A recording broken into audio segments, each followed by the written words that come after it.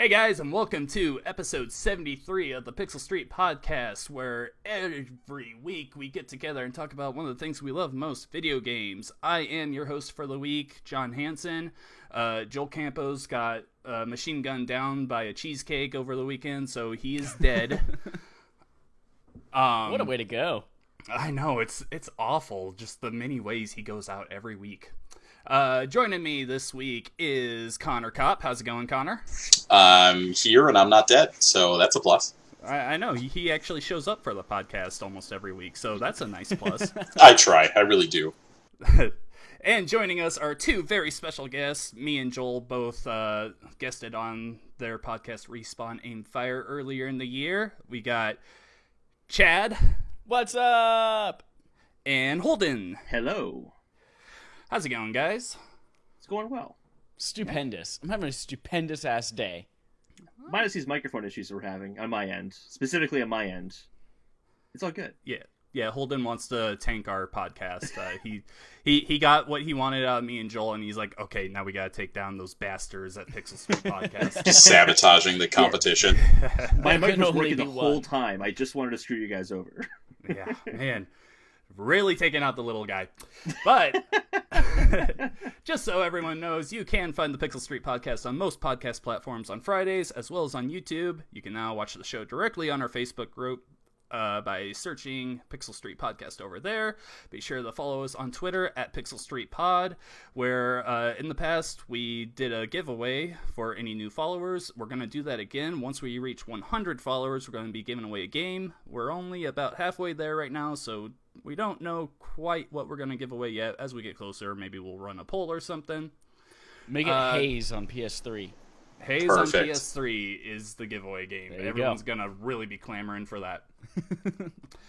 This week, we are going to talk about Gamestop Layoffs, some new Avengers news. The Xbox One Connect was really listening to you. And for our topic of the show, we'll talk a little bit about the Uncharted movie and just Sony's whole deal in the movie space overall right now. But first, let's open up our list here and let's really get a good look. Is there anything you guys have coming out in the next week that you want to play? Because I don't think there's much coming out, is there? Man of Medan. Right? Man of Medan. Oh, fuck! I forgot that Control was so close. Although Yeah, I guess technically Man of Medan is like a little over a week away. Nah, What's Control's release date? August 30th, I think. 27th, actually. 27. No, it's this coming Tuesday. Oh, I'm so excited for that game, Oh, I'm going to pre-order that right now while we're doing this. dude. That I am very excited for that. Did you guys? What Remedy games have you guys played in the past? None. Max Payne. No. I played Max Payne, yeah. Did you play any? The best way to play it. Yeah, I've played a good majority of their greatest hits. I mean, Quantum Break I thought was fantastic. Didn't get as much praise as I thought it deserved, but pretty solid. And then the Alan Wake games are great too. So, yeah, very much looking forward to it. I wanted to play Alan Wake. Always. I really hope they bring it as like remastered, or you can play it on PlayStation 4 or something like that at some point, because I really want to play that. Well, the interesting thing is, a couple weeks ago, I think it was, we covered a story where Remedy actually got the rights to Alan Wake from Microsoft now. Yep. So they could do that if they want to. Me personally, I never played any of the Max Paynes, but I did play the original Alan Wake. I didn't play that like side-off thing. I think it's called American Nightmare. But I played Alan Wake, thought it was brilliant. Then I went on to Quantum Break, and I agree with Connor. There were a lot of people that were just down on the Xbox when that game came out because of the Kinect stuff and just really the awful space that the Xbox One was in at that time. But Quantum Break was actually a very good game. It was a little annoying having the game like cut off by these like 20-minute long episodes in between that wasn't great storytelling, but it was fine. You got to see crap, what's the guy from Game of Thrones? Shit. I can't remember. That one guy. Yeah, all of those. But yeah, he was like the main bad guy in it. He was like manipulating time and everything, and then you're playing as Iceman from X-Men, and he's manipulating time and everything. It was a very good game. I enjoyed it a lot. World of Warcraft Classic is also coming out this Tuesday. Anyone here a WoW fan? I Never played it before. I played, like, there was a demo of it back in, like, senior year of high school, which was 12 years ago now. Mm-hmm. And that's all I played. All right. Connor, have you played it? Surprisingly, I am a huge MMO fan, and I've just never been into WoW. Somehow I've skipped out on that addiction the whole time. So, All right. Yeah, I remember... That's actually crazy, because that game is synonymous with MMOs. Like, people think MMO, that's the first one they think of. Yeah. right, I mean, it kind of rebuilt and redesigned the modern MMO, So, yeah. Mm-hmm, for sure. Funnily enough, I never played it. So I was huge in the Warcraft 3, and I'm still very excited for that remaster to come out. But I didn't really understand what WoW was. I just saw, oh, World of Warcraft, that's a new Warcraft game. And I asked my dad to get me it for Christmas, and he's a farmer. He doesn't really understand video games or anything. He bought it, and it was when I got it that I realized I needed internet. Well, I didn't have internet at the time.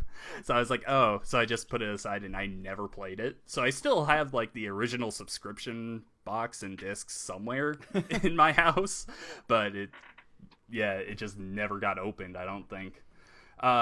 That was the one Chad, thing that kept me from it, is the subscription. It's just like, yeah. especially back at the time, it was everything else, like nothing else had a subscription to it. And it's like, I'm not going to pay monthly to play this game. Yeah, which is so crazy when you think about it today with all the subscriptions that we already play or pay. But yeah, something back then, it was just like, there, let alone that I didn't have internet. Like, there was no way I could convince my parents to pay, $10 a month to play that. I think that's still a tough sell, because like subscription services are usually, hey, $10, $15, you get all this content, and this is one game. You get one game for that one subscription cost. That's still a tough sell. But to be fair, people that were into the game, they put hours and hours every day into it. So yeah, it just kind of depends on what you're looking for. Chad did mention Man of Medan is coming on August 30th. That is a game I am looking forward to quite a bit. So if you don't know, it's the guys that made Until Dawn. I think they're called Supermassive, right? Yep. So pretty much, it's a horror game with like Walking Dead kind of gameplay. Is that fair to say? Like, it's just kind of focusing on the story, and every now and then you'll have a quick time event to see if the people you're playing as live or die. That's kind of what I get from it, right? That's accurate. Yeah. It's better than Walking Dead, though, for sure. Better than the Telltale games, I think, by a huge margin. Okay. I think the gameplay is better than the Telltale games. Yeah. I don't know if the story is. At least for season 1 of The Walking Dead, because that was some special stuff there. So are you guys planning on getting it? Already pre-ordered. Absolutely. Yeah. I've got the theme running on my PS4 right now, and I can't wait to frickin' play it. We're going to try to play it with our podcast. Awesome. With the audio equipment. You mean our community. Yeah. Yes. The one thing that really surprised me is when I found out that it actually has a multiplayer mode, or actually like separate multiplayer modes. So there's one to play online with people, and then a different like couch co-op thing. Yeah, so the co-op one, is like online is only co-op, which is kind of frustrating for us because we want to play like up to 5 people. The mode where you can play up to 5 people is like at the couch, handing the controller off to one another. Huh. Okay. You found a way around this, though, Chad. What's your theory again? We're going to try... So I don't know how... Things. We're going to try to rig it to where we're going to stream it on Twitch, and then so that anyone who's playing with us can watch what we're doing. There'll be like a 10-second lag, but they'll be able to watch what we're doing. And then as you're supposed to like hand off to the next character, we use PlayStation 4 Share Play to hand the controller virtually over to whoever's next to play it. We're going to see how well that works. All right. Yeah, no, that definitely sounds interesting. But regardless, that's definitely a game to look forward to. If you are a horror fan, and you have an Xbox One, I would also like to point out that the Blair Witch game is releasing on August 30th. That will be available on Game Pass the same day that it releases. So if you were watching the Xbox conference at E3 this year and you liked the Blair Witch and thought that looked cool, there you go. I know there's I think there's some growing hype for that game. I'm not much of a horror game guy myself or movie guy, so I probably won't play it, but I know there's some people that are definitely into it. I just re-signed up for Game Pass, and it's coming to Game Pass day one, and I wasn't going to play this game because I'm a coward when it comes to games that are scary that I don't have a weapon in. Like something I always forget the name of this game. What's the one where you're like, not Amnesia, although that game sucked. The one where you just have a camera. Outlast, that's it. Like when you don't have a way to fight back and literally your only mechanics are hide or run, that's too spoopy. But I'll try it now that I have Game Pass, and then I'll probably put it down in like 10 minutes. Yeah. I get that. Connor or Holden, you planning on playing this game? I don't have an Xbox, but I really would like to. All right. I think it's coming to PC as well. I don't know if that's only through the Xbox store, though, or not. Yeah, I mean, I'm going to check it out, but Mac as well. I'm kind of in the same boat as Chad. I'm just a big old wiener when it comes to the spooky games. you little wiener. All right. Well, let's move on here after I accidentally exit out of my show notes. Okay, free games of the month. Connor, you want to start on that? Sure, I can take that. So with Games with Gold, you've got your chance to grab Gears of War 4 from August 1st to 31st, Forza Motorsport 6 from August 16th to September 15th, and Castlevania Lords of Shadow from August 16th to the 31st. Gears of War 4 I definitely recommend scooping up, as I know John has been replaying the entire series here leading up to the next entry in the series, and that's not far off. That's September 6th. Yeah, if you have Game Pass, it's the 6th. Yeah, that's a couple weeks away. Coming up real quick. So yeah, definitely grab hold of that, prepare for 5, and I'm pretty stoked. I can't freaking wait. I'm trying to like marathon it all on that Friday and Saturday, the 6th and 7th, because Borderlands 3 is right around the corner. Oh yeah, for sure. So I gotta get it out of the way. Yeah, like Connor was saying, I've been playing through them. So I never played any of them up until last year. So I played through the first 2 with a friend that was like begging me to play through them. And with Gears 5 coming out, I was like, okay, I need to get through 3 and 4 at least. I hear bad things about Judgment all the time, so I just skipped that. But 3 and 4 I really enjoyed. I'm now caught up on the story, and I haven't watched any of the new stuff from Gamescom on it except for the story trailer.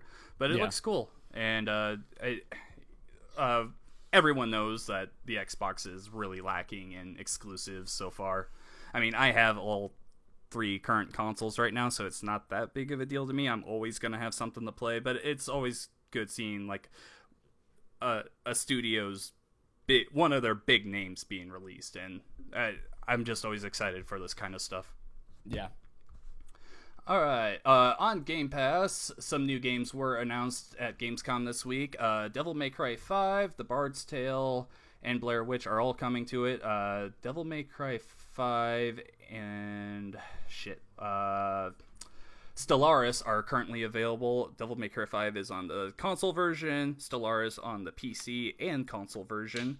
On the PC only version is Age of Empires Definitive Edition, and as I was saying earlier, the Blair Witch game, as it releases, will come to Game Pass as well. So there you go. Everybody should play Devil May Cry 5. It is so good. It is my number 2 game of the year right now. What's number 1? Another Capcom game, Resident Evil 2 Remake. Okay. Oh, that was so good. That's fair. Yeah, I hear great things about it. Kind of like what I was saying before, I'm not much of a horror guy, so I haven't played it, but I have heard it's very spoopy. It is spooky. You got guns on this one, though, so you're good. Oh, they're not very effective, though. On PS4, you can get the Wipeout Omega Collection and Sniper Elite 4. Sniper Elite 4, I want to say, is the newest Sniper Elite game, and the Wipeout Omega Collection is not the show, which sucks because those games were terribly bad, but they were a lot of fun. I forgot they made games of that show. It never made sense to me at all. They were not good games, but it must have been a party game, like a really shitty party game. I played one of them on the Wii, and I remember, and of course the Wii just had amazing games, you know. So if you played multiplayer, the one person would be running through the course and the other person could just endlessly throw balls at them, trying to knock them off. And that was just like the funniest thing, seeing them ragdoll off the thing and then getting like punched to the side. It was an easy laugh, so I'm fine with that. On Twitch Prime right now, you can get Wonder Boy, The Dragon's Trap, Pump BMX Pro, Maple in the Wood, Automa Chef. Or wait, how do you say it, Connor? Automa Chef. All right, there we go. Thomas Chef. And we are about a month away from this deal going out. You can get free 12 months of Nintendo Online if you have a Twitch Prime account. So just fucking get on that already. That's I'm an getting insane tired of deal. talking about it. How much is If you it have cost you on Amazon Twitch Prime, you have Twitch Prime. Twitch Prime, I want to say, is $50 a year? It's free with Amazon Prime. It might be. I'm not sure. Amazon Prime's the better deal. I think Amazon Prime might be the best deal in terms of subscription services, period. Oh yeah, Game- especially I the don't- $2 I for don't- 2 months It's thing. insane. I doubt. No, absolutely not. Because Amazon Prime comes with the 2-day free shipping. It comes with Prime Video. I think it comes with Prime Music as well. You get the Twitch Prime, and then you get Nintendo Online service with that as well. Holy crap, that's a ton for one subscription. And the fast shipping with Amazon Prime. If you buy anything on Amazon, you that's work like for a done Amazon? deal. No, but it's like Do you make obviously commission? one of the best deals online right now. But also with Game Pass, you can just download the game. You're not waiting for shipping. Yeah, Right. there you go. Instant shipping. How about that? Boom. Yeah. In your face. Not equivalent. All right, let's get to what we've been playing this week. Chad, let's start with you. What have you been playing? Yes! I haven't been playing much other than we have a podcast. Holden and I have a podcast, Respawn Aim Fire, and every Tuesday we play a game with our Patreon supporters. And this week we played Friday the 13th, the game. And it was, I'd never played it before. Actually, most of us who played had never played it before. And it was so freaking fun. I kind of enjoyed playing as the counselors more than playing as Jason. But for anyone who doesn't know, it's one player plays as Jason, and then 7 other players play as camp counselors. And if you're Jason, your goal obviously is to kill everybody before the night's over. If you're the camp counselors, you try to either survive the night by hiding or by filling up a car with gas and a battery and getting the keys and escaping, or by, if I've never heard of it happening, but if you kill Jason, you win too. But it was so much fun. Can't kill Jason. That's impossible. They say it in the description of the or in the like how to play kind of thing. They're like, reminder, Jason's really strong, but if you want, he can be killed. Anyway, it was so lying. fucking fun. We were screaming the whole time. If you're a camp counselor and then suddenly you just start hearing the music or your screen starts to glitch, it means you know Jason's nearby and you just freak the fuck out, and then out of nowhere you get like throat choked up in the air and then he stabs you in the gut and it's fun. But it was so scary and it was so and being able to play as Jason and like all the horror tropes of a Friday the 13th movie where like you look behind and he's just walking and then the camera turns around and then it looks back again and suddenly he's right on you. Like being able to play that is really freaking fun too. That's awesome. So we're definitely going to play that next week too. Cool. What console are you playing it on? We played it on PS4. PS4 because it was free with PlayStation Plus like 6 months ago. So everyone already had it. Okay, I was curious because that just recently came to the Switch, which was really interesting to me considering that they can't like make any new stuff for it because of Yeah. that whole legal dispute, but they were able to make a new port for it. So I thought that was really interesting, and I also just kind of wonder how bad that game is on the Switch. Because I'm going to be honest. It did not look good on PS4. yeah, Should be fine on Switch then. yeah. But I tried Friday the 13th like one night, and it might have been because I was playing alone. I wasn't playing with like friends or anything, just a bunch of randoms. Yeah. I didn't have a great time with it. I don't think I would have by myself either. I had to play with a group of people I knew, otherwise I wouldn't have had fun. Yeah. The one thing that I've been getting into lately is Dead by Daylight, which is just kind of the same thing. One killer, and it's 4 survivors. You're trying to repair generators and escape them before you get killed. And me and Connor and our group of friends were playing that, and it was just kind of the same deal as you were saying, just a lot of screaming, a lot of fun, and just kind of living a horror movie. A lot of fun, but Friday the 13th just didn't do it for me personally. You should try it out with us. All right, yeah. We're going to maybe play it I'll again give next a- week. All right, yeah. I got I've got a PS4, so I'll give it a try at some point.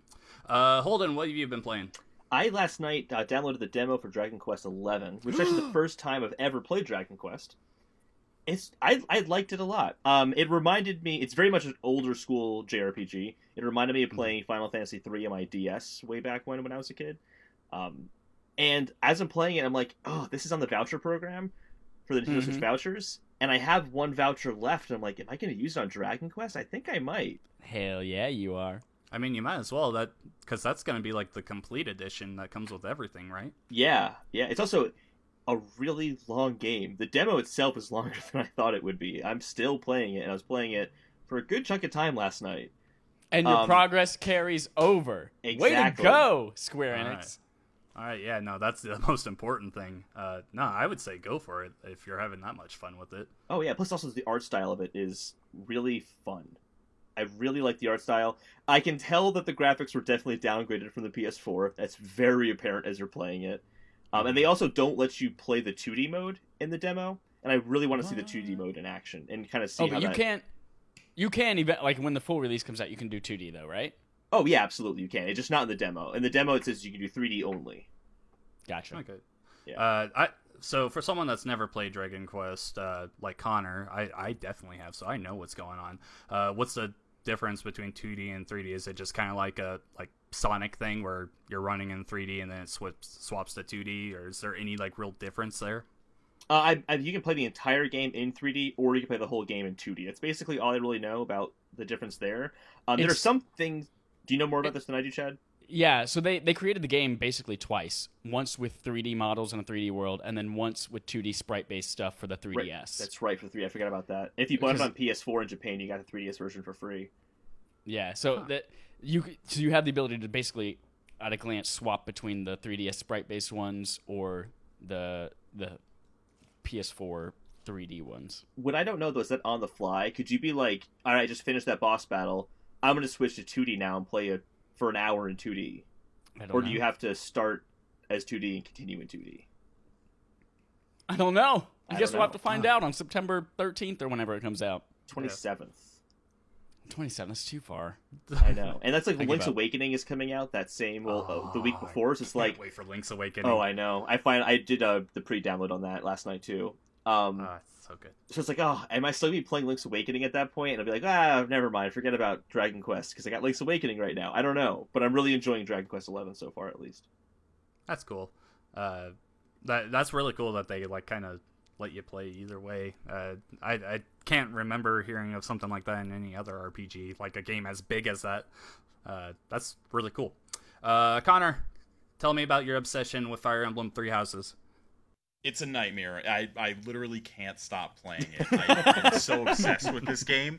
It's absolutely ridiculous. It's so good. I think I'm up to like 70 hours in this game so far, and I think I'm on the final mission. I'm pretty sure. I got there a few hours ago, actually, before hopping on here with you guys. And, man, it is just so good, but also so incredibly complicated at the same time. I should be wrapping that up here soon. I know everybody's sick of hearing me talk about it for the past couple weeks, but I just cannot overstate how both accessible this game is, while both being, or at the same time being, arguably the most complicated game I've ever played. Yeah, So, I heard you say that on last week's happy. episode, and I was like, how do those two things exist together? It's the weirdest thing. Yeah, they make it very customizable for your experience, so you can kind of get into it as much as you want to. So if you don't care about, like, let's say the relationship aspect where you build up support with other characters, you can totally skip that. You don't have to have any part in any of that. Some of that actually happens automatically too, where let's say your characters actually gain some influence with each other by just being next to each other in battle and fighting enemies while next to each other. But you can skip that. You can skip some of the kind of lackluster, crappy marriage stuff towards the end of the game. I mean, you can even have it auto-instruct. So the base of the game is centered around these 3 different houses. Go figure. That's what it's called. And you choose what house you want to be a part of, and then you have to instruct those students. You essentially become their professor. And if you're not into that, you can also just have it automatically do all that stuff too. It's very, very cool, very customizable to how you want it to be, but for the hardcore player, it is probably the most complicated thing I've ever been a part of. I've been playing the Fire Emblem stuff since the GBA release, the self-titled. And this is just hands down super in-depth. It's got some of the old systems that were there, but it's got a ton of new stuff too, and I'm just absolutely in love with it. Damn. No, that's cool. I wish I liked Fire Emblem games. You made that sound good. I keep saying I'm going to give it a try sooner or later. But I remember a couple of weeks ago you were considering calling it your game of the year so far. Is that still true? Absolutely. Hands down. I think that out of everything that's released this year, this game has the most replayability, the largest impact to the genre, as well as just a total reinvention for the series while still maintaining that core element that people are into. So I think as of right now, still definitely my game of the year. And as soon as I'm done with this first playthrough, I'm jumping back in for a second one. Yeah, because you say you're like 70 hours in. That's only through the first playthrough. There's 3 different campaigns that are like very Correct. different from each other. Oh my god. Okay, I'm out. Yeah. It's insane. Yeah, 70 hours in. I think I'm on the final mission right now. Granted, I've been doing all the side quest stuff. I'm a bit of a completionist freak, but yeah, I mean, there's tons of gameplay. 3 different houses you can go through, and then on top of that, for every gameplay that you do, so like the first 12 chapters are the same no matter what you do, but after that, there's a time skip and some choices and stuff. Based on what you do through there's 4 different endings, and then I've heard tell of a 5th secret ending that's only accessible through the Black Eagles. So yeah, it's nuts. I'm like staring at my wall, and there's like a cork board with pins and string, and I look like a psycho. Charlie Day. This game, but it's, Pepe Sylvia does not honestly, exist. Yeah. It's how I feel 24/7 playing this game, but it's real good. You guys should at least check out some gameplay. Can't recommend it enough. All right, no, that's cool. I still a game I want to get to because I want to play like every Nintendo game on the Switch. It just feels wrong if I don't, but also just not really my kind of game. What I've been playing, I actually just started probably about an hour before we started recording. I downloaded the Gears Pop game on mobile, and I was thinking about talking about a little bit of Overwatch, but I feel like I've talked about that too much. Detroit Become Human, that's an older game, so I'm gonna go with this because it's the newest thing. So surprisingly, Gears Pop isn't that bad. Like Rousing endorsement. For reals?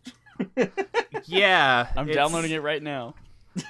Well, Don't do it, Chad. Don't do it. It's just one man's opinion. Sell your soul to Gears Pop. No, it's actually I've only played about an hour's worth, so I'm not that much into it yet. But whenever we see these big companies try and make mobile games, it generally doesn't turn out great. The most recent one I can think of is Dr. Mario World. Have you guys played that yet? Nope. Still have it downloaded, but I haven't played it. I couldn't even get through the tutorial. It was so bad. It just garbage. Yeah, that's something else to talk about. But Gears Pop, so how you play is you have your base and the opponent's base. You have your character in the middle and then 2 turrets on the side. And you have to protect all 3 of those. If any of those get destroyed, the other team gets a point. When all 3 are destroyed, the game is over unless time runs out. And what you do is you're placing your Gears people on each side of the map because there's cover on both sides. And as you put them there, if they're a certain character, they'll like take cover and they'll claim that cover for your side. And then you can start spawning in heroes closer to the enemy's base. So if you save up enough resource points to keep like putting in people, you can really overwhelm the other side. But there's like random guys that will just like go straight for the main objective and just completely ignore other enemies coming towards your base. So you really have to know what it is your pieces are doing at all the time. I just thought it was a pretty cool idea. It was really different for a Gears of War game. And really like going into this thinking after like finding a fondness for Gears of War that I haven't had before. I was expecting this to just kind of be like a cheap cash in, and it really seems like they've put a lot of thought and effort into the game. And I think it's not grossly over monetized with microtransactions. There is a little store there, but it's like it was like $5 would get you 100,000 coins in the game, and like it would take just like 1,000 coins to upgrade your characters, because as you level up and get loot boxes with more characters, the more you get, you can upgrade those, kind of like in the Gears of War Horde mode. As you get the extra cards, you can upgrade those and make them stronger and everything. I think it's got potential. I think there can definitely be more stuff added in there, but like I said, I just started. I haven't gotten to the Horde mode. There's like a clan section you can set up and everything. So I'm just starting out, but I'm kind of interested going in. Right now I'm just playing a lot of Pokemon Go on my phone, and I've got nothing else to play, but So with your astounding revelation that Gears Pop isn't that bad, I have some questions. First off, this sounds like a tower defense game. Would you compare it to a tower defense at all? kind of. But instead of just AI enemies coming at you, I think it is other humans playing against you. I haven't looked into. Oh, so it's like multiplayer. Yeah, you're battling against other people. Interesting. At least I think so. When you go into a battle, it like matches you up against another person. So I'm not sure if that's just like their team being controlled by an AI going at you, or if it's actually them. But regardless, it was a different experience. I played 4 different battles, and every time they were coming at me in a different way. So I think it is another person on the other side. Now, so with that, you kind of talked about Dr. Mario World. For a long time with these like mobile games, there was like the freemium time gating, essentially. Is there any of that going on in this? Like, you can play so many matches, and then you either have to wait for this bar to refresh or cool down, or buy coins in order to progress. So the only time gating I saw didn't have to do with actually battling. So when you battle, you win a loot box, and when you get done with that, there is a thing there that says you have to wait. I don't remember how long it was. It might have been like a half hour to open it, or you can just open it now with the currency in the game. So okay. So maybe a little bit there, but actually like going in and battling people, it seems that you can just keep doing that continuously. It's just if you want to like upgrade right now, unless you level up or buy loot boxes, you're going to have to wait to open them, which, yeah, that kind of sucks, but it's been a lot worse in the past. It could be like Dr. Mario World, where you play one match and, oh, hey, if you want to play the next one, you better pay $5. Like, it's...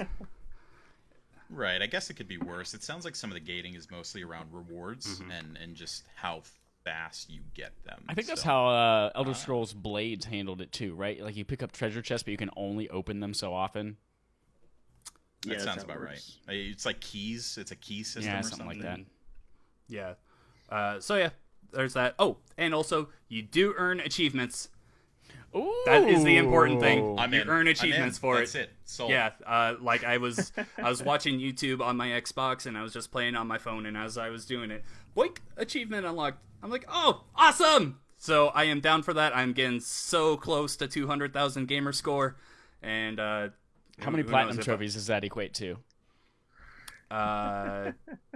200. Nah. You're obsessed, Chad. Because 1,000 gamer score would be the equivalent. I can't talk. Equivalent of a platinum. So yeah. But no. Really, just going into Gears Pop, I was thinking, okay, I'm gonna play this just for a second, hate it, and then uninstall it like Dr. Mario World. And I'm interested to go back into it again. So I guess that's enough. Is there any kind of like friends integration or anything, like where you can battle your friends or something like that? I'm not sure. I saw the clan thing, but I was like looking around for a way to add you and the other guys like as a friend or something, and I couldn't find it. So it might not be in there. Like I was even like checking for like an Xbox friends list, I didn't see anything, but maybe I just missed it, or maybe it is actually in the clan thing. So I'll have to look some more. Cool. All right. So yeah, not bad. Okay. Moving on to the news. We're going to start off with a little bit of bad news. So GameStop, this is actually going to be kind of close to me and Connor, because I work at a GameStop and Connor actually runs a GameStop store. They have laid off over 100 people, including nearly half of Game Informer's editorial staff.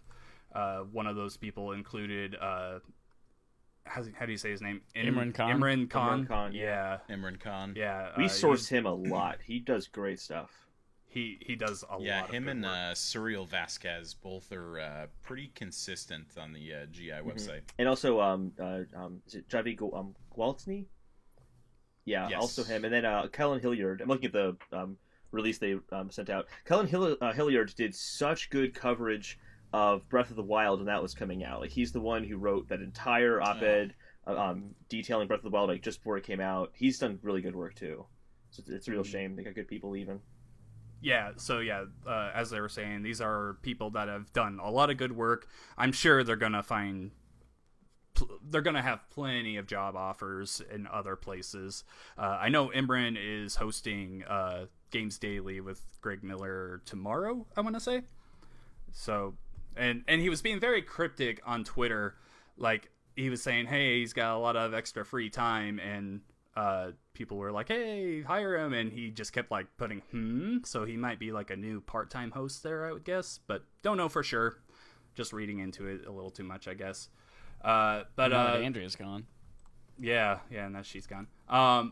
So yeah, that would be a great replacement. So here we're gonna start this off by going into the Jason Schreier article on Kotaku. The struggling retail chain GameStop laid off over 100 employees today. This was actually yesterday, I want to say. Both at its corporate headquarters in Grapevine, Texas, and at other offices, including its subsidiary Game Informer magazine in Minnesota, where nearly half of the editorial staff lost their jobs in a surprise cut. As part of the previously announced GameStop Reboot initiative to transform our business for the future and improve our financial performance, we can confirm a workforce reduction was implemented, impacting more than 120 corporate staff positions, representing approximately 14% of our total associate base at our company headquarters, as well as some other offices, a GameStop spokesperson told Kotaku. Andy McNamara, he's the editor-in-chief at Game Informer. He put out a little note addressing the community. It's actually a really like heartfelt thing. You should definitely check it out. You can tell like this was not his move. Like he has a lot of respect for these people. But he just kind of goes out. He lists all the people that were let go from his team by name. He definitely check out their work. They're really good workers and everything.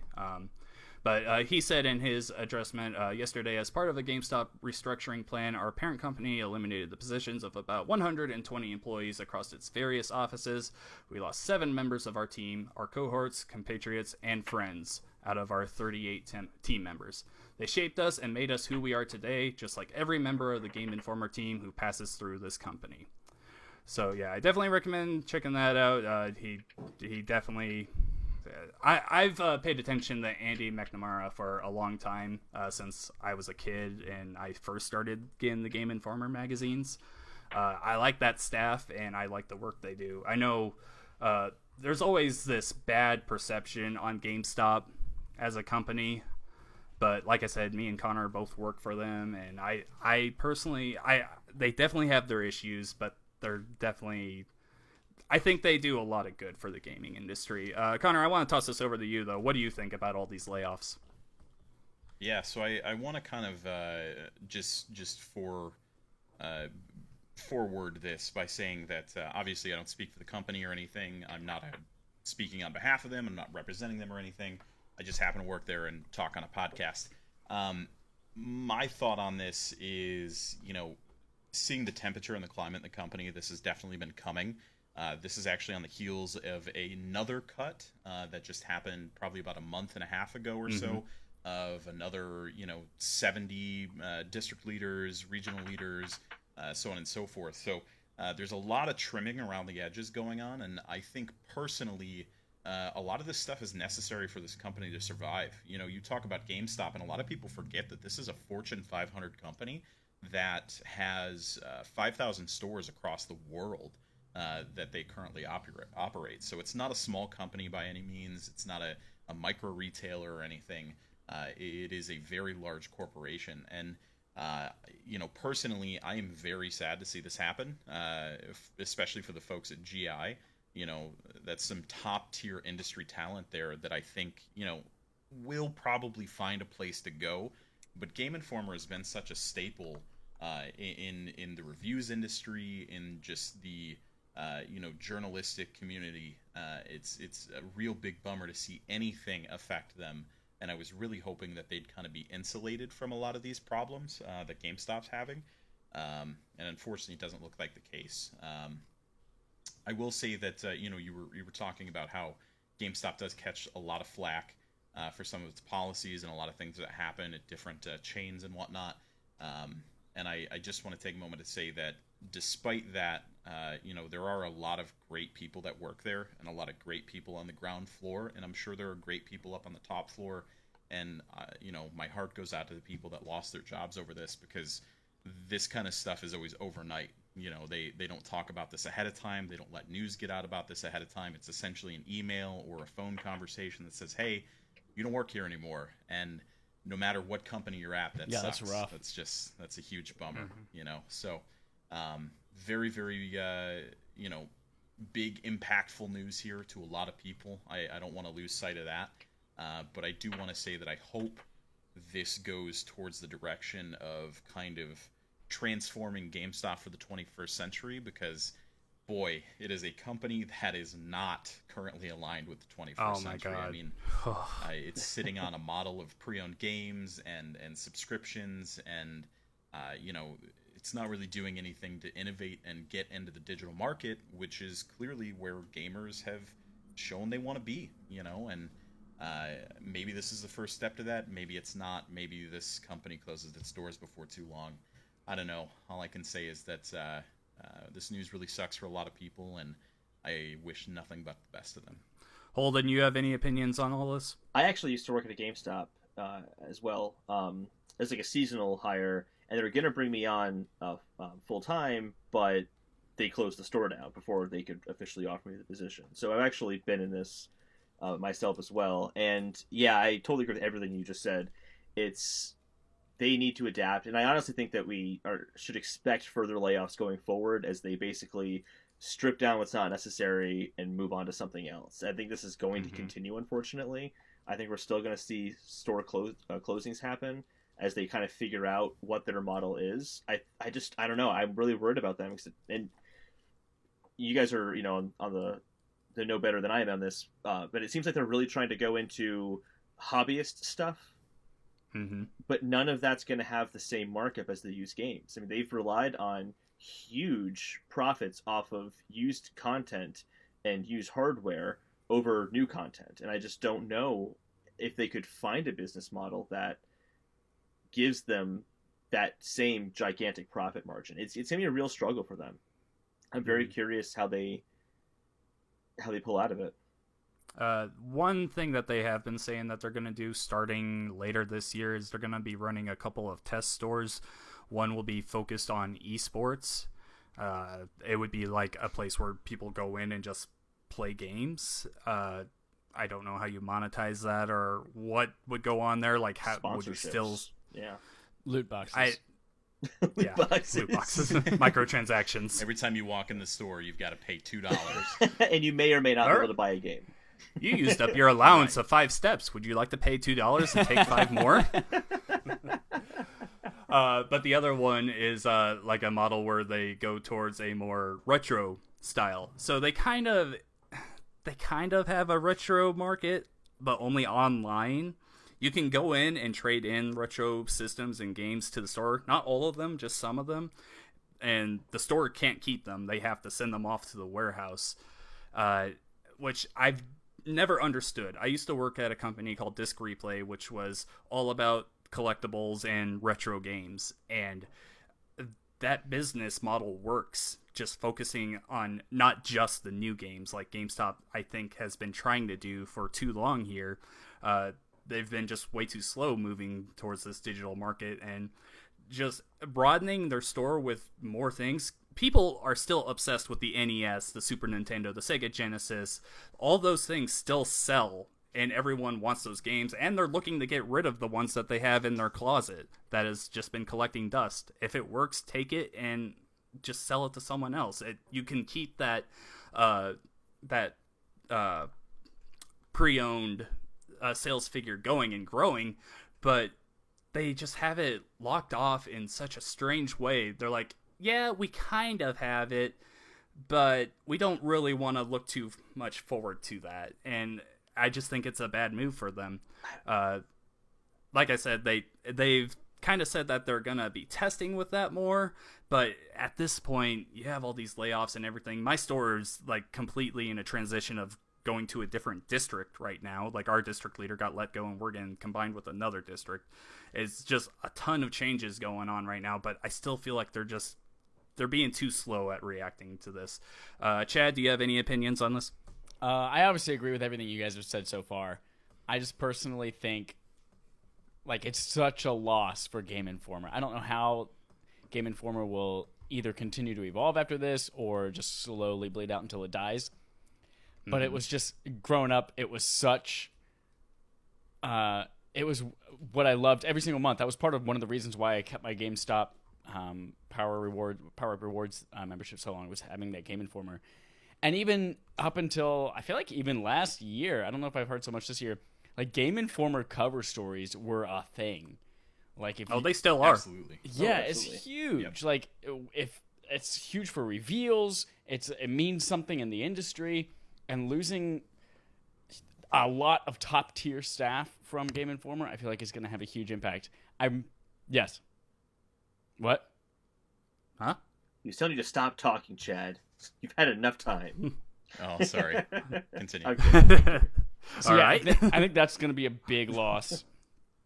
Because I don't see how cutting all of this is going to allow Game Informer to continue as it is with such prestige and still churn out all the quality content that they've been doing so far. So I kind of wish this came with a little transparency about why they did this and where it's heading, but I obviously, as a big corporation, they can't do that. But Well, I mean, if you look at the people that are laying off at Game Informer, they're higher profile people that are there. They probably cost more money to pay. Their salaries are probably higher. So that's probably why they overcut, is my guess.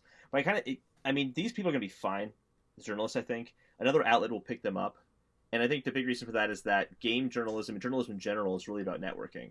These people have their address book of connections in the gaming industry that IGN's going to want, that Kotaku's going to want, that GameSpot's going to want, that all these different companies want access to. So they'll get picked up. And I agree with you completely. It's going to be very, very sad to see Game Informer kind of dwindle down. Ultimately, those cover stories, what would have been a cover story in Game Informer, will just end up going to a different outlet instead. I know that's like kind of like maybe not a popular opinion. It's tragic still, but I think in terms of the content, we'll still get that content in other forms at some point. Or I think with GameStop, that really signifies the end of an era of gaming as a whole. And going back into the whole like retro game thing, I think GameStop will run into a similar hurdle with used games that they are in now. They'll run into the same issue with retro games, because if you look at Nintendo has all their NES games are moving into digital formats. It looks like, based on some FCC filings, that the SNES games are going to be coming pretty soon. At some point in 10 years, I'm sure we'll all see like N64, GameCube, Wii games, all that stuff come 10 over years, as well. definitely. Yep. I'm just giving a long time frame because with Nintendo, you never know. Yeah. But eventually That's it's fair. going to happen. Xbox has already made this big initiative of getting everything available, all their old games available on the current systems. I'm sure as streaming becomes a bigger thing, that'll move up there too. Sony's going to have to, because I think their hand's going to be forced. And then really retro gaming is going to turn into consoles that are more obscure, like Neo Geo, and they're making a comeback too. Let's see how that goes. And I think that might be a tough market for them as well. I don't know, this whole thing is just, it's really concerning when you're at this point in our gaming history, because we're going up the hill and we don't know what's the other side of the hill yet. Yeah, it's definitely it's an interesting time for GameStop as a company, because people have been saying for a while that they've been going downhill and everything, and every time you hear GameStop in the news, it's about them losing money or not being able to sell off, or just all these bad news just every single time. And it does kind of suck because, like I said, they get a lot of crap, but like as a kid, GameStop was like the first place I could go to reliably that would have a good selection of games for me. 100%, absolutely. And like if you take GameStop out of the equation, there's going to be a lot of people that just don't buy games anymore. I think like there's always places to buy games. You can get it digitally and everything, but if you are really set on getting a physical copy and everything, Walmart never has great prices. Same with Target. Those companies don't even offer like a trade-in program like GameStop does. I don't know. Definitely an interesting time. Especially as you look at, Sony making moves of not allowing anyone else to sell digital versions of PlayStation games except for them. And what's that going to do for curation of content? Like you kind of said, like going to a store and looking through the store to see what games are there. Well, now you're at the mercy of Sony to go to the PlayStation store to see what they want to show you. And that totally changes what games people have access to and are willing to try. Yeah, for sure. Okay, well, let's move on from that. I do want to add as a footnote to that story, actually, just one last thing. You talk about the impact that GameStop's had on the industry and the overwhelming amount of negative news that we've been seeing come out against GameStop. And the one thing I want to say to that is that, I think even if GameStop does go away, if something happens to them and they end up closing their doors, it's going to be 3, 4, 5 years in the future before you see this company die off. So, it's going to go through some odd transitions. They're going to throw things at the wall and see what sticks. A lot of things are going to happen. But even if something does, drastically happen, it shuts down or whatever, it's going to be a ways off in the future. I think just something to keep. I think Michael Pachter predicted to be like, if they are good to go down, it's like 10 years or something like that. Is what he was saying. Like as long as disk drives are still on consoles, GameStop will have its place, and that's it. Right, and we're ways off. Just being able to eliminate something like that. Exactly. Completely. Exactly. Yeah, for sure. Okay, let's move on here. So at Gamescom this last week, we finally got our first look at Marvel's Avengers. We actually got to see gameplay this time. It wasn't just like little snippets and a lot of story stuff. Has anyone here watched the footage yet? Yeah. Yes. I actually have not seen it yet. So please inform me. So everyone's always talking about it being like very Destiny based, but it's not. From what it looks like so far, it's not like more open world like Destiny is. It's like a much more focused kind of level design, I would say. Am I right in that? Yeah. It seems to be, from everything that I've seen and read so far, it seems like the game is almost split into two elements, with that kind of more linear focus that you're talking about with, maybe a single player. And then it sounds like there will be some kind of multiplayer with different heroes, maybe like a la Call of Duty Spec Ops mode, where there is separate challenges or things that you can tackle that are built around a co-op or so. It seems to be what I'm getting. Yeah. Mm-hmm. So this is definitely the game I'm looking forward to the most coming out next year right now. I love Crystal Dynamics. I absolutely adore the Tomb Raider reboot games, and I am all the way in on the MCU right now. Like it's just my life has been consumed by it lately. One of the things I like most about this game, though, so far, is that they're using Taskmaster as like the main villain at the beginning of the game, at least, and like he's a decently known villain, I think, but like they could have easily just gone in the way of, oh, here's Loki, here's Thanos or something, and they're like actually trying something different. There are people that have been complaining about how the Avengers themselves look. I'm not too worried about it, but there are updates coming for it. They've said, at first, the lead creative director, Sean Eskeg, he said there was no plans, but that appears to be wrong, and they are slightly making changes so far. They still have a way to go until May when the game releases. Chad, what do you think of the game so far? I think this is exactly what we should have seen when they revealed it. Absolutely. When it first was revealed at E3, I was disappointed. I didn't think that it looked bad. It was like, oh yeah, I'm still gonna play this game, but I wasn't excited about it as I felt like I should have been for an Avengers game from Crystal Dynamics. Mm-hmm. And then we even on our show, we fought over speculation. Be like, I think it has two elements, like a kind of Anthem Destiny side, and then it looks like a single player. And Holden's like, no, that's absolutely not what they said. And he was right. They're like, they said that it wasn't going to be two different things. And I'm just like, but it kind of looks like it. Everyone was so confused. And then this answered so many questions, and it made me realize, yes, this is what I want. This is what I want from an Avengers game. Thank you. I want the linear storytelling that I can play single player, and then I want to just be able to group up with a bunch of random ass superheroes and go take on challenges too. So now it is finally in a thing where I'm anticipating it rather than just I'm gonna play it. Mm-hmm.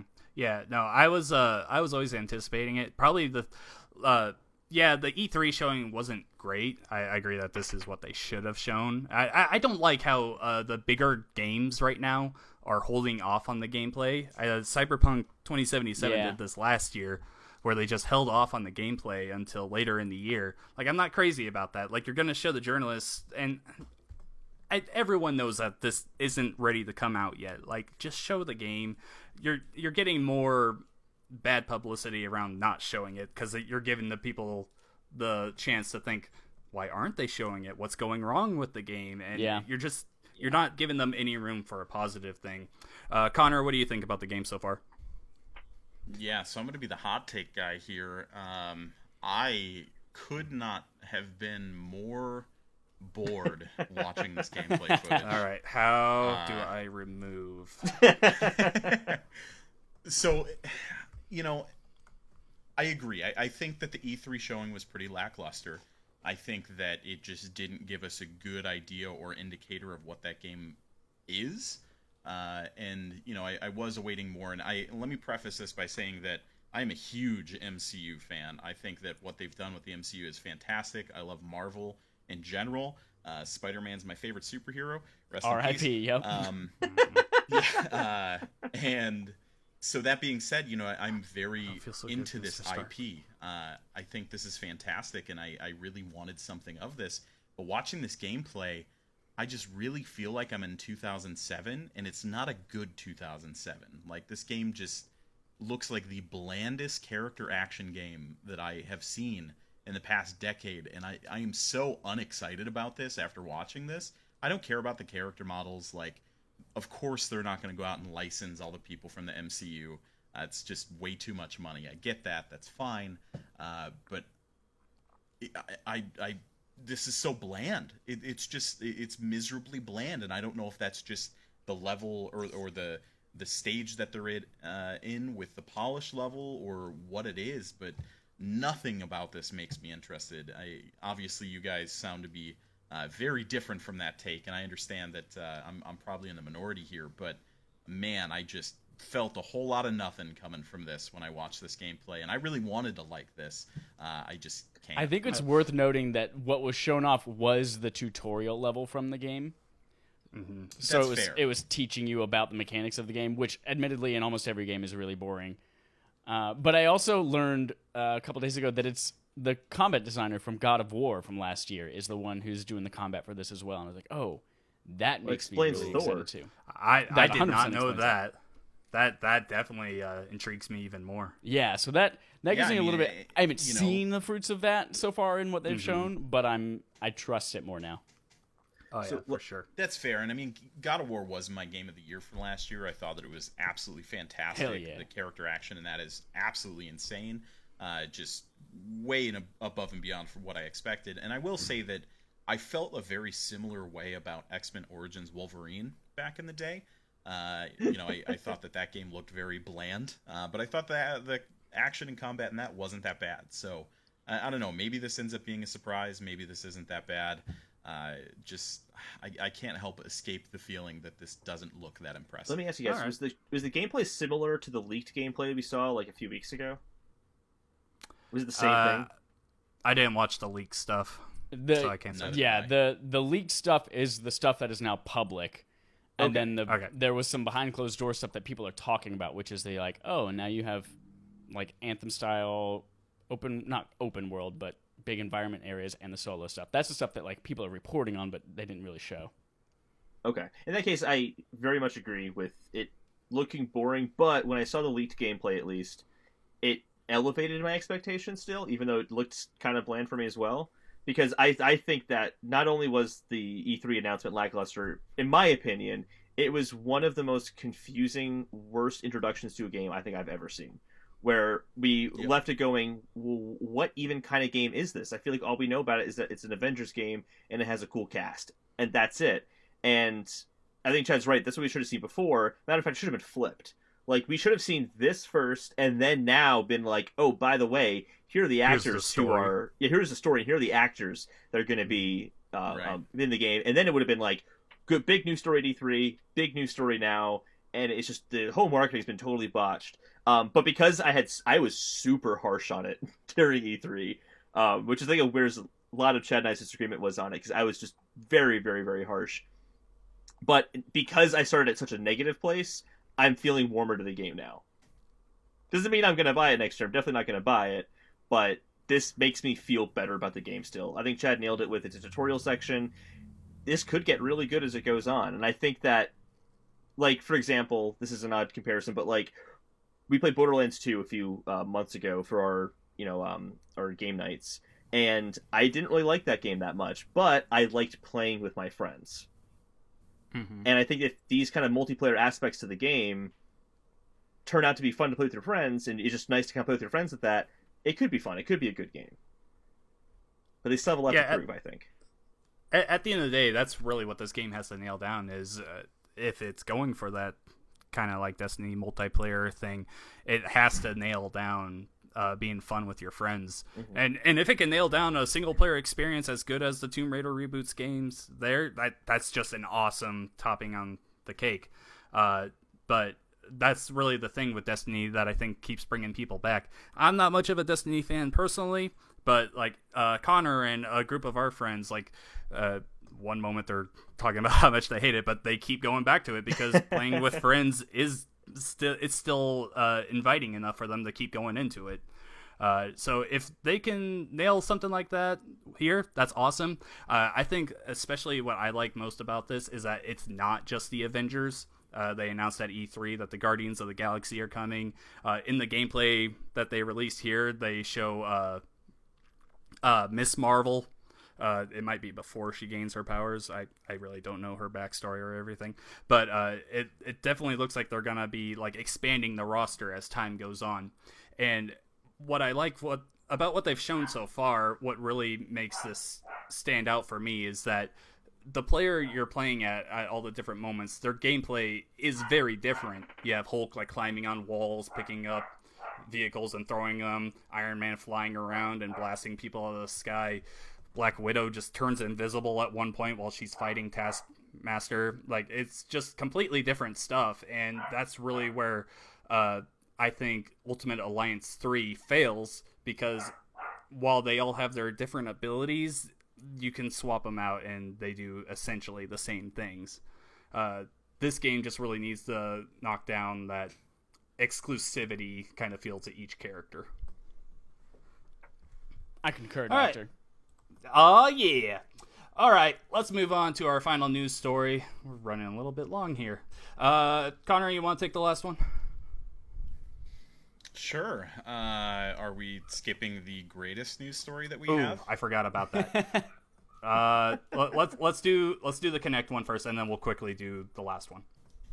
Sure. So this story is we're pulling from IGN, and it's by Matt Kim, and it reads, "Yes, Microsoft contractors listen to your Xbox voice commands."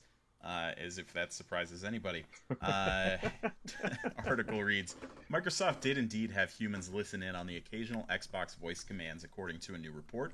This was done to improve the voice recognition software in Microsoft products, but sometimes this practice led to some game-specific recordings contractors would need to sift through. Contractors who worked at Microsoft to listen to audio recorded from voice recognition and AI software revealed that this included audio from the Xbox consoles. Audio from Xbox was collected from both the Kinect and later when Xbox integrated Microsoft's Cortana AI. Quote, the Xbox stuff was actually a bit of a welcome respite, honestly, end quote, one anonymous Microsoft contractor told Motherboard. It was frequently the same games, same DLCs, same type of commands. These commands were apparently requests like, Xbox, give me all the games for free, or Xbox, download newest Minecraft skins pack, or whatever. Contractors were paid $10 an hour for this work. So yeah, I mean, this is pretty straightforward. For me, I think that this voice recognition stuff in advanced tech like this has that trade-off. I just think that companies need to maybe find a way to be more upfront about it and give a better opt-in, opt-out. This is kind of the opinion that I've always had when it comes to this, because realistically, voice commands and AI generation only works when it has a large amount of data to pull from. And if it doesn't have that data, then you don't get these cool space-like features. For me, again, I think this is pretty clean and clear-cut, but it is odd that we are hearing about it so far afterwards. I don't know what this comes from. I'm kind of sifting through here. The report comes during a time. No, that's not it. Again, I think that there is an element of no surprise to this, but again, maybe this should be the wake-up call that we need to kind of talk to tech companies and say, hey, maybe you should be a little more upfront about how you're using our data, or maybe there should be some legislature around this. I'll toss this to you guys. What do you guys think about this? Yeah, it's pretty standard practice, and I think we're hearing this story in particular because in the last 3 or 4 weeks, the same thing has come up about all of your voice assistants, Google Assistant, Alexa, Siri, all of these things. And all 3 of those companies have halted this process until they can work in better opt-in, opt-out things. So that's already in the works before they resume this this culture of grading, of humans listening to things. So I think that's one aspect of why we're seeing this now, is everyone's like, oh, all of my voice assistants are doing it. I wonder if my Xbox was listening the whole time. So people are probably just going back and trying to find evidence of that. But I think you're right. Transparency is the key here, making sure that people understand if you opt in, whether it's anonymous or not, people might listen to you just to improve our technology. And I think that's where everybody is headed. I don't know if Microsoft has not been one of the ones so far, I guess because Cortana's pretty much dead. No, Cortana. That's no Halo spoilers there. That's Cortana the Assistant. Anti-spoiler. So they're the only ones that haven't come out and said, hey, by the way, we're stopping this process until we can become more transparent. All right. Holden, what do you think? I think the concerning part to me is that there were contractors involved in this. So this wasn't even Microsoft employees, which means there's even less accountability. That's fair. The concerning part for me. And I've been battling about a lot of this kind of big tech stuff because I've been deeply concerned about Google in the past month or so, 2 months now. And I'm kind of having to weigh out, like, well, what is stuff that is things we have to take care of, and what is something that is par for the course, essentially. And I think this is one of those things that's par for the course. If we're going to have assistants that respond to, hey, Siri, or hey, Google, or whatever it is, my phone turned on, crap. I was like trying to say it quiet enough so it wouldn't happen. You say something, Holden? They have to be listening all the time for those kinds of things. I think it's really up to the companies to find better ways to get better voice recognition so that they're only recording when you say the special phrase. I'm not going to say it again because my phone will turn on. Because I think a lot of these are happening because it's picking up on something that isn't the phrase and thinking it's the phrase, and then it starts recording. Mm-hmm. So I think there's just a lot of work they got to do on their end to improve the voice recognition side, and I just think this is one of those things that's kind of par for the course. As uncomfortable as that is, I just don't think this is gonna go away. Yeah, maybe I don't have the right mindset here, but with this kind of stuff, like when everyone was complaining about the Kinect being required to run the Xbox, I was more focused on like the price of the box at the time. I wasn't really worried about them listening to me or anything. I don't really care about the government wants to watch me jerk off, whatever, go ahead. Maybe I have a bad viewpoint on this, but I with this kind of stuff, I'm always of the impression that I don't really care. I'm much more willing for them to do that if they're getting something out of it, improving their software and that kind of stuff. Of course, as with anything digital, there are companies that can take advantage of that, and then at some point you do have to put a stop to it. But as of right now, I'm okay with the things going on here. Like they brought up some idiot asking their Xbox to give them every game for free. Like, okay.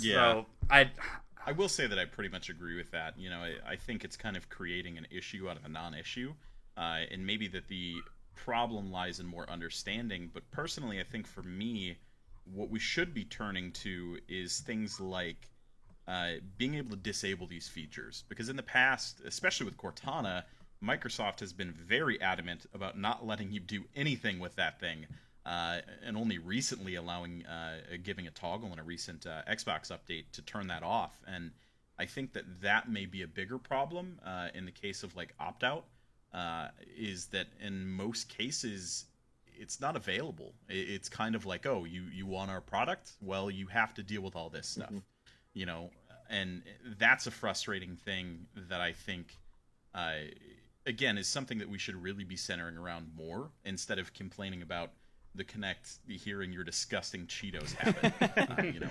Yeah, Hey, get no more judgment. Concerned about. Sorry, go ahead. Cheetos are great, no judgment. I get more concerned about when they are purposefully collecting data unbeknownst to us, like Google, who will track your location, Right. even if you turn location services off in certain circumstances. I'm really concerned about that kind of thing. In this case, they're just trying to make sure their algorithm works properly, and they're not collecting everyone's data. They're collecting a small percentage of that data. If they're not monetizing the data, they're not using it to sell you Cheetos. It's a completely different use case altogether. I think that's why this isn't concerning to me. And I also think that Apple is ahead of the game on this in every way. They've always been ahead of the game on this. Ever since Hey Siri became a thing, damn it, my phone turned on again, became a thing, you could always turn it off.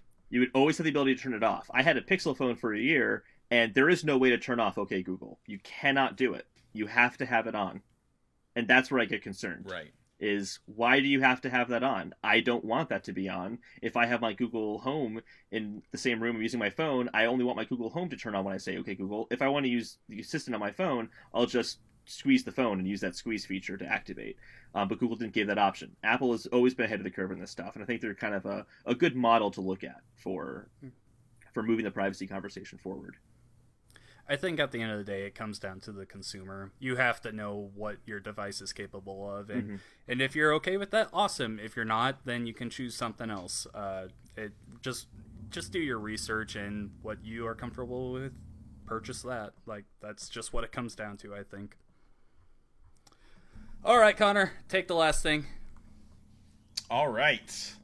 So this story I pulled. I'm very proud of it because I think it is a question that we need to be asking, especially in the face of all of these other articles that are trying to distract your attention away from the real problems plaguing the world, okay? And that problem is, why doesn't Wario have nipples? Okay?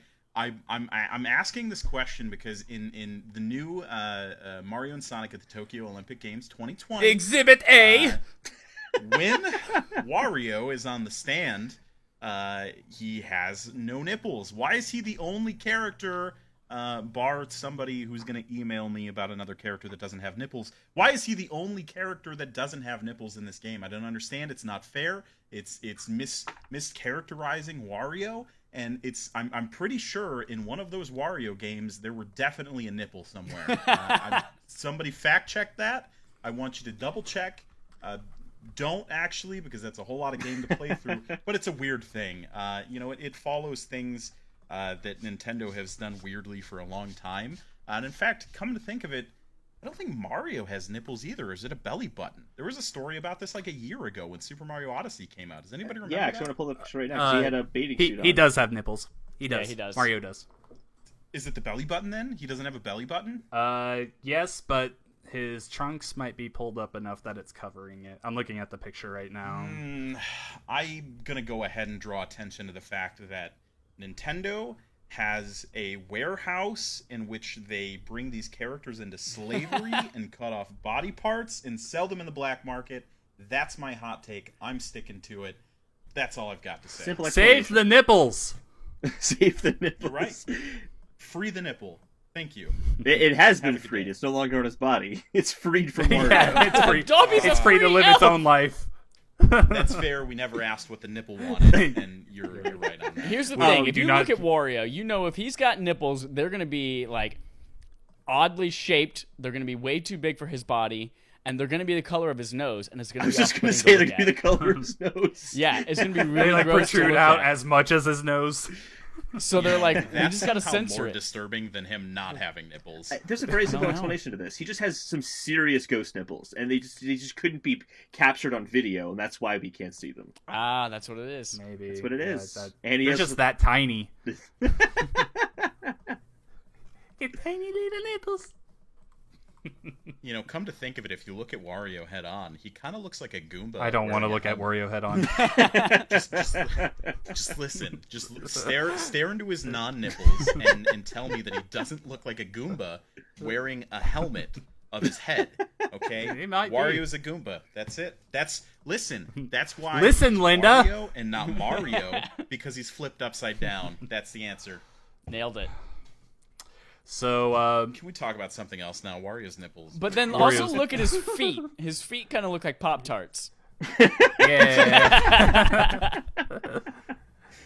Oh my god, they do! They act as great flippers then for swimming. Oh, man. Nice and flat, like little paddles. That's good. So, Wario's nipples is now a thing I've put in my Google search history. That's interesting.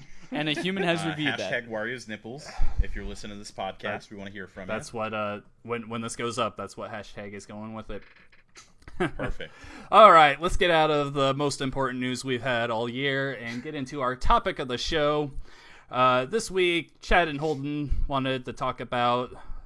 Chad wanted to talk about the Uncharted movie. So, Chad, go ahead, bring it up. What were you wanting to talk about? It is just so Uncharted the movie. First of all, that shouldn't even be happening to begin with because nobody wants it. It's only going to put a black mark on the lore that is Uncharted universe.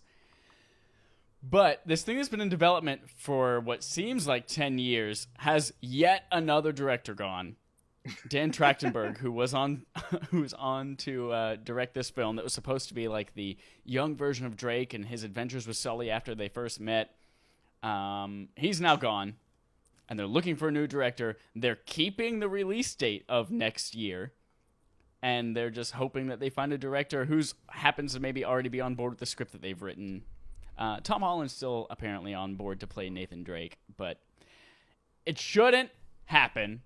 I am of the mind saying it's not going to happen. This, like the Halo movie or series that's apparently coming out, it's just never going to happen because things just constantly change directors and change writing and change actors. And I don't know why people waste time or waste resources.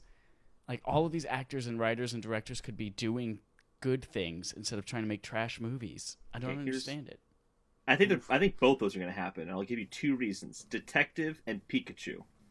With the success of that, video game movies and TV shows are going to grow, and now they have to release this movie because they got to, appease their stockholders. So they got to have an Uncharted movie because it's a video game movie, and those are going to be hot now. Maybe Sonic will ruin that next year. We'll find out. It will. Or... Yeah, it will. Never mind. I will say, just to add into this, in the possibility of this happening, Sony did recently open a PlayStation Studios arm that's specifically dedicated to adapting their video game properties into movies. So they seem pretty serious about They this. did. Their directors. However, this movie has been in development under, I believe, Lionsgate, and is not a part of that PlayStation You're right. Studios. That's interesting. Maybe they wrap it in. Do they own the movie rights? I don't I know. mean, Maybe it'll be a have whole to own it. Spider-Man They must- Marvel situation again, where they partner for 2 movies, then pull back after a while. Oh. Yeah, you look at all these storylines we've set up and everything. Let's just forget it now. Yeah, that's so depressing. All this Spider-Man shit. The way All right, that they yeah, ended. we're going into Spider-Man Home. now, boys and Yep. girls. Sony. One thing I want to say, hold up before you go on your tangent, because I hear you screaming already. Uncharted. So, did any of you see the fan film version of I Uncharted did. with Nathan Yes. Fillion? Eh. Mm-hmm.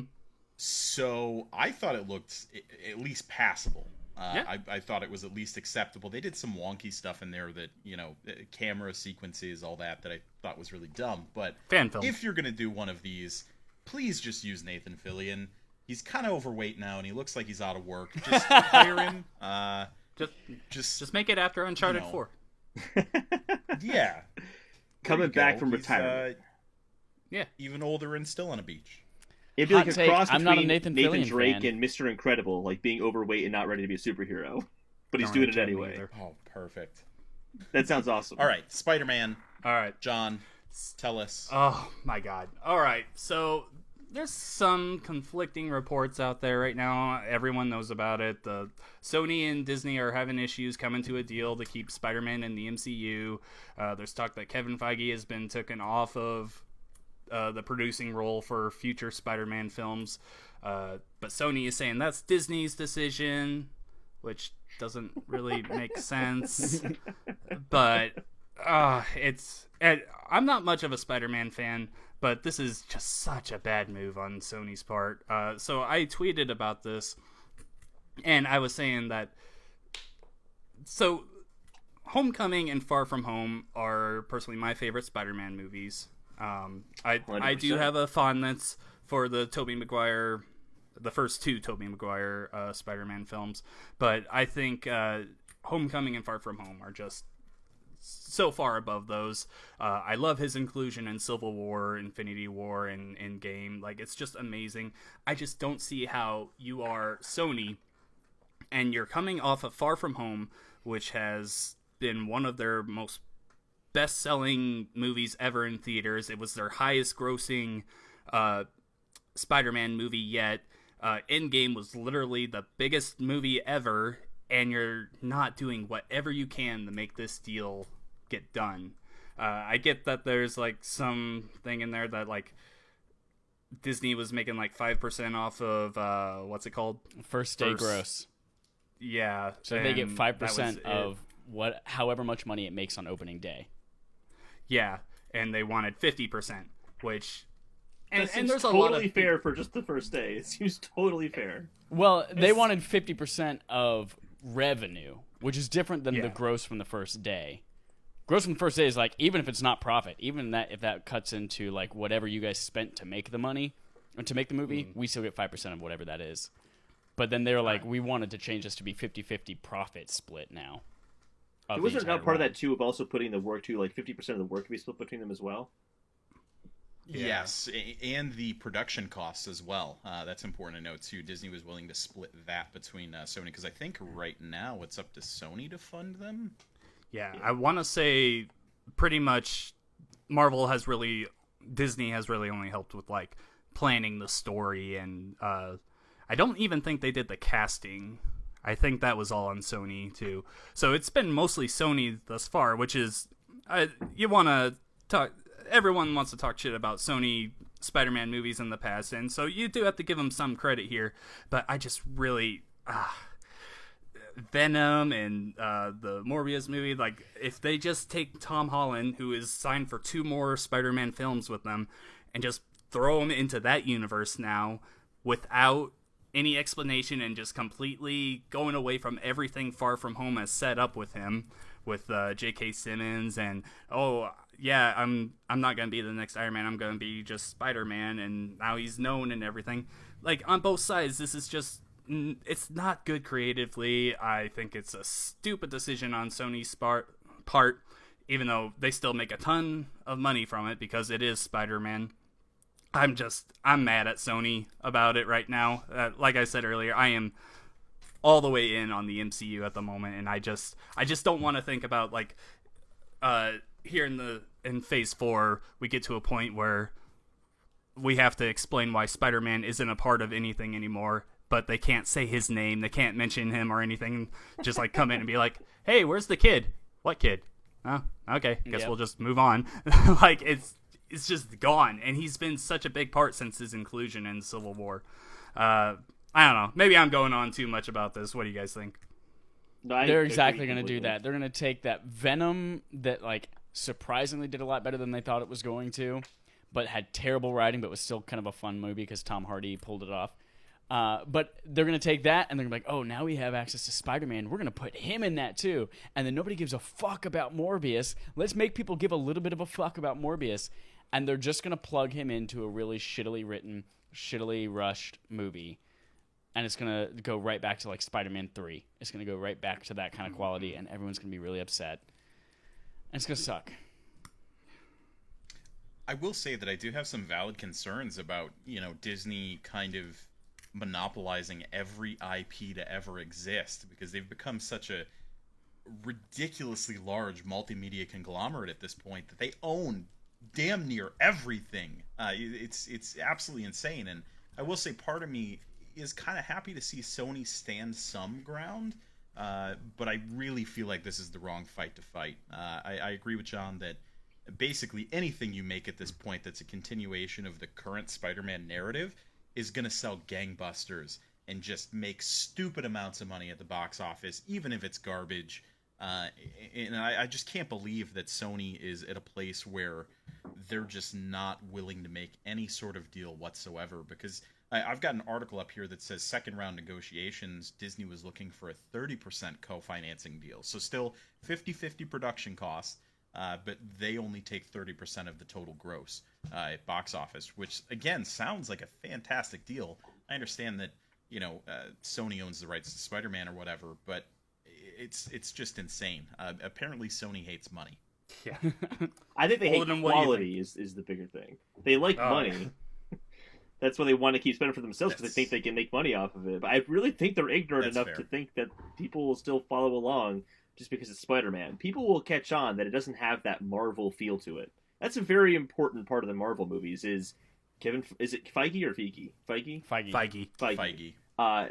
He's the bread and butter of Marvel. Without him, those movies aren't going to be successful. And I really think that they don't get that. They must not get that if they're willing to pull out of an unbelievably good deal. Don't get it. Yeah, I think it's all a bad situation. Of course, anything could change. Like, this is just reports, and Sony's statement on the thing was a bit weird to me.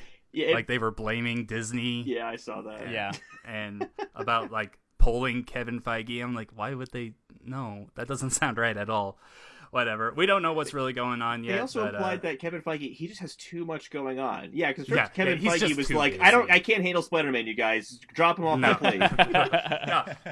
The biggest Marvel superhero? Nah, I cannot commit my time to that low of fish. Connor, you mentioned something about like being concerned about the monopoly of all the IP and things like that. But I think there's something to be said that it's Marvel's IP. Like, yeah, I think there's some like. To have Marvel finally in control of all of Marvel's assets, I think is really important to be able to build not only the movie universe, but also like have that interact with the comics and their television things and toys and merchandise, all of this stuff. To be able to have one company in control of all of that, I think is super beneficial for not only their brand and recognition, but also for like the quality of things that we can expect as consumers.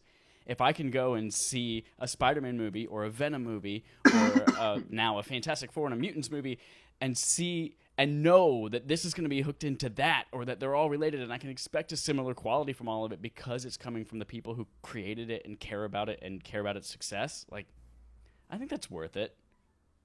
Oh, yeah.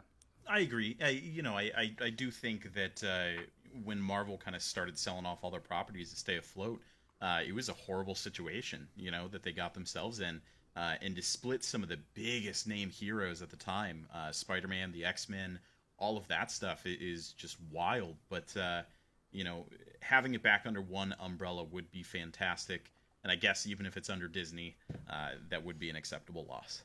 You also have to remember, it was a very different time back then. Like, superhero movies at that time, there was Tim Burton's Batman that was considered good, but that was like it.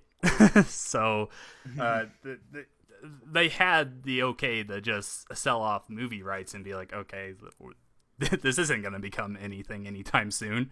Well, of course it did. So yeah, it's an interesting situation, but I hope he stays in. Like I said, I'm not a huge Spider-Man fan, but I think he's good for the MCU, and Tom Holland is my favorite Spider-Man so far. So regardless, we're gonna see him more, but I'm just very frustrated with the whole deal. I just think it makes Sony look really terrible. Like, hey, we tried making It does. Spider-Man back in the early 2000s. Let's try it again. Let's try it again. But this time we'll work with Marvel, so we know it's going to be really good. Hey, they made it really good. Thanks, guys. Bye. We got what we needed. Now let's start over again. Let's start over again. It's just, I don't know. I'm definitely not going to see the next Spider-Man movie unless it's made with Marvel in partnership. Just not going to. I'm 100% going to see it, but I'm not going to see it opening weekend. Yeah. Ooh. Take that. That's He's gonna pirate it. That's where you really get them.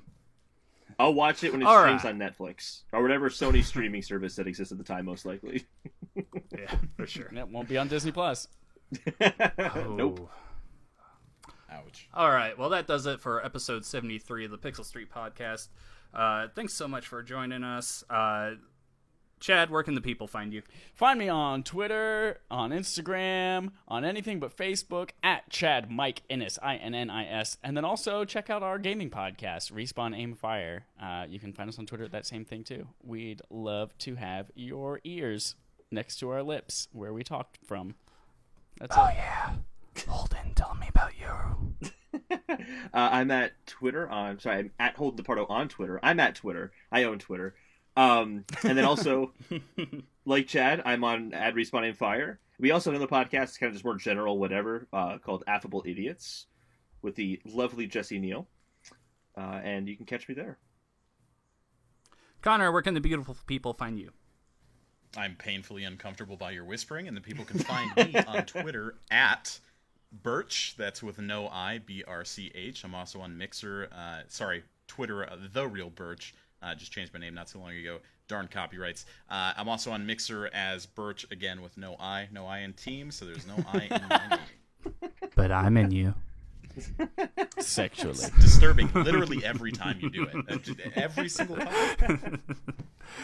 All right, and you can find me on Twitter at Revek Shadows. I recently picked up a couple more writing contracts with some gaming blog companies, so definitely check there for my newest articles that have gone up. You can also check out my Detroit Become Human gameplay on YouTube. That is Revek Shadows, or just go to youtube.com/JohnJW92. That does it for us. Be sure to follow us on at Pixel Street Pod. Follow Joel at Campo63 when he comes back in like 6 weeks or so. Thanks so much for watching, guys. Bye.